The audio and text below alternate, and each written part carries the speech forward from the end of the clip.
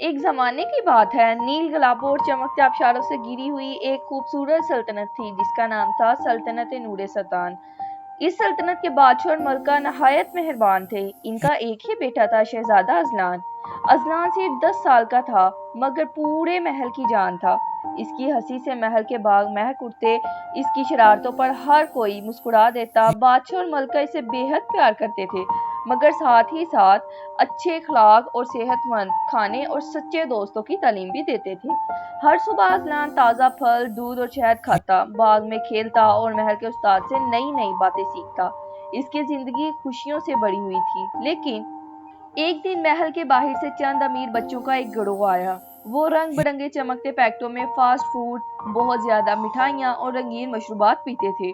انہوں نے اذلان سے کہا، یہ سب کھاؤ، یہی مزہ ہے، پھل اور سبزیاں تو بورنگ ہوتی ہیں۔ پھر انہوں نے اسے کھیلنے کے بجائے سارا دن آرام کرنے، دیر تک جاگنے، فضول چیزوں میں وقت ضائع کرنے کی عادت ڈال دی۔ شروع میں اذلان نے انکار کیا مگر پھر اس کے دل میں ایک ضد سی آ گئی، مجھے بھی یہی کھانا ہے، مجھے یہی دوست رکھنے ہیں، میں کسی کی بات نہیں سنوں گا۔ بادشاہ اور ملکہ نے اسے بہت سمجھایا مگر اذلان ہر بات پر ضد کرنے لگا۔ چند ہی ہفتوں میں سب کچھ بدلنے لگا۔ اذلان نے پھل کھانے چھوڑ دیے، سبزیاں دیکھ کر منہ بنانے لگا، ہر وقت میٹھے مشروبات اور جنک فوڈ مانگنے لگا۔ نئے دوست اسے غلط کاموں پر اکساتے رہے۔ وہ پڑھائی سے دور ہونے لگا، کھیلنا چھوڑ دیا اور ہر وقت تھکا ہوا رہنے لگا۔ اس کے چہرے کی رونق کم ہونے لگی، وہ جلد ہی غصہ کرنے لگا، دوڑتے ہوئے سانس پھولنے لگی۔ ایک دن تو وہ محل کے باغ میں کھیلتے کھیلتے بے حد کمزور محسوس کرنے لگا اور زمین پر بیٹھ گیا۔ اسی رات آسمان پر ایک سنہری ستارہ چمکا، ہزاروں جگنوں کی روشنی میں ایک نہایت خوبصورت پری نمودار ہوئی۔ اس پری کا نام تھا پری نورا۔ اس کی سنہری پر چاند جیسا تاج اور ہاتھ میں ایک چمکتی ہوئی جادوئی چھڑی تھی۔ پری نے مسکراتے ہوئے کہا، شہزادے اذلان، کیا تم جانتے ہو کہ تم اتنے اداس اور کمزور کیوں ہو گئے ہو؟ اذلان نے آہستہ سے سر جھکا لیا، مجھے سمجھ ہی نہیں آ رہی۔ پری نے اپنی چھڑی گھمائی، اچانک ہوا میں ایک جادوئی آئینہ نمودار ہوا۔ آئینے میں 2 مختلف راستے دکھائی دیے۔ پہلے راستے میں اذلان روز فاسٹ فوڈ کھا رہا تھا، غلط دوست اس کا مذاق اڑا رہے تھے، جب اسے ضرورت پڑی تو سب اسے چھوڑ کر چلے گئے۔ وہ بیمار اور اداس اور اکیلا تھا۔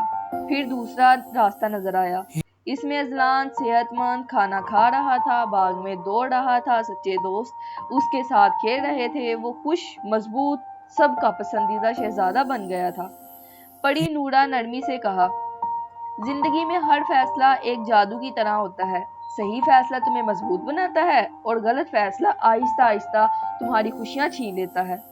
پری اذلان کو ایک حیرت انگیز باغ میں لے گئی۔ وہاں درختوں پر سنہری سیب لگے تھے، چمکتے ہوئے انگور، رنگ برنگی سبزیاں، دودھ کی نہریں، شہر کے پھول، اور وہاں موجود تمام بچے خوش، صحت مند اور ہنستے کھیلتے تھے۔ ایک بچہ بولا، ہم طاقتور اس لیے ہیں کیونکہ ہم اپنے جسم کا خیال رکھتے ہیں۔ دوسرا بولا، سچا دوست وہ ہوتا ہے جو تمہیں بہتر انسان بنائے، نہ کہ غلط راستے پر لے جائے۔ اذلان سب کچھ خاموشی سے سنتا رہا۔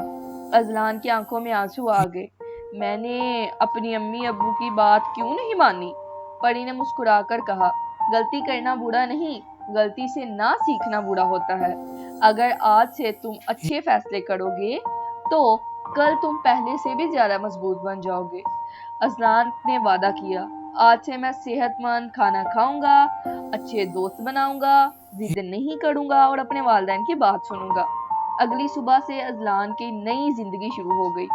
وہ صبح جلدی اٹھنے لگا، پھل سبزیاں اور دودھ پینے لگا اور باغ میں کھیلنے لگا۔ نئے اچھے اور مہربان دوست بنائے، غلط دوستوں سے پیار سے دوری اختیار کر لی۔ کچھ ہی دنوں میں اس کی صحت واپس آ گئی، اس کی ہنسی پہلے سے بھی زیادہ خوبصورت ہو گئی۔